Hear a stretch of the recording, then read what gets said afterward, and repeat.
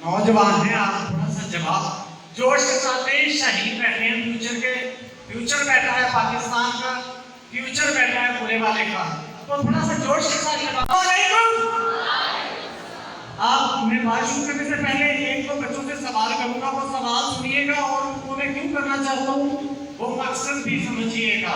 आज जैसे सर ने बताया कि कौन सी ऐसी टिप्स होती हैं जिसकी वजह से एक ही माहौल के अंदर रहने वाले बच्चे टॉप कर जाते हैं और उसी के साथ के बच्चे कुछ नहीं कर पाते, पोजीशन नहीं ले पाते, अच्छे मार्क्स नहीं ले पाते। तो स्टार्ट करने से पहले एक क्वेश्चन करूंगा मैं कि मुझे आप अपने जो आपके परदादा है ना उनके दादा का नाम बता दें अगर आपको याद है तो।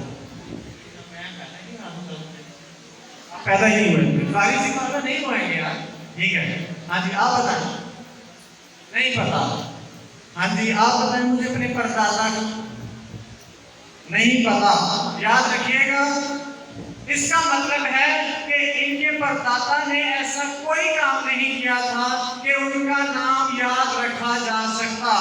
आपको कैल्कुलेशन याद है ना, आपको अब्दुस्तारीदी याद है ना, जवाब दें, आपको याद है ना।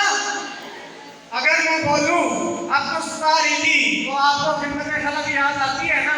अगर मैं बोलूं कायदे आजम आपको पाकिस्तान याद आता है ना।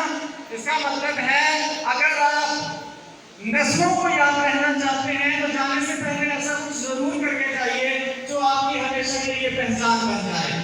और आज आप यहाँ पर आए हैं, इसका मतलब है कि आपने लगन है कुछ करने की, आपने तलब है कुछ हासिल करने की।